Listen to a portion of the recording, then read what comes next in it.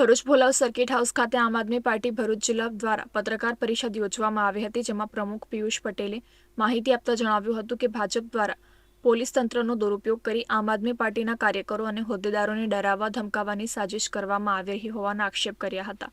વધુમાં તેઓએ નેત્રંગ તાલુકાના શણકોઈ ગામના આમ આદમી પાર્ટીના કાર્યકરોના ઘરે પોલીસ જઈ તમે દારૂ અને જુગારનો ધંધો કરો છો તેવી ખોટી આક્ષેપો સાથે રેડ પાડી ડરાવવા અને માનસિક ત્રાસ આપી ખોટી રીતે કાર્યવાહી કરવાના આક્ષેપ કરવામાં આવ્યા હતા. બીજી તરફ નાઇટ્રેક્સ કંપનીમાં કામદારો પોતાના હક માટે કંપનીના ગેટ બહાર શાંતિપૂર્ણ ભેગા થયા હતા. તે દરમિયાન પીઆઈ રાઠોડ દ્વારા કામદારોને જેલમાં પૂરી દેવાની, તેમની ગાડીઓ જપ્ત કરવાની ધમકી આપવામાં આવી હોવાના પણ આક્ષેપ કરાયા હતા.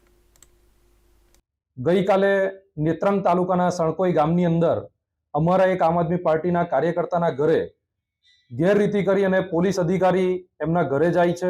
એમને પ્રાઇવેટ ગાડીની અંદર જઈ એમના ઘરની અંદર તમે દારૂ વેચો છો, તમે જુગારનો ધંધો કરો છો, આવી ધાક ધમકી આપી અને એમના ઘરની અંદર તપાસ કરે છે. ત્યારે ભરૂચ જિલ્લાની અંદર કે ગુજરાતની અંદર દારૂ મળે છે કોઈ નવી વાત નથી. જ્યાં આગળ દારૂબંધીની આ સરકારો જ્યારે વાતો કરે છે એ જ ગુજરાતની અંદર અસંખ્ય જગ્યાએ દારૂ મળી રહ્યા છે. દારૂ જુગારના ધંધાઓ ચાલી રહ્યા છે, ખુલ્લેઆમ આપણને દેખાઈ રહ્યા છે.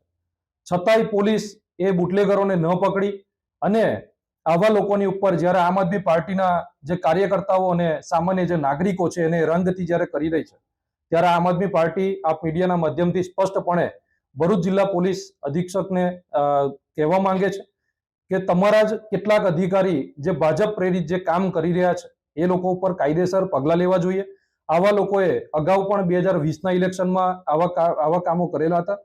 2022ની અંદર પણ આવા કામો કર્યા ને 2024ની અંદર પણ ચૈતરભાઈ જ્યારે લોકસભા લડે ત્યારે પણ કેટલાક અમારા કાર્યકર્તાઓના ઘરે ખોટી રીતે આવી રીતે રેડો કરવામાં આવી છે.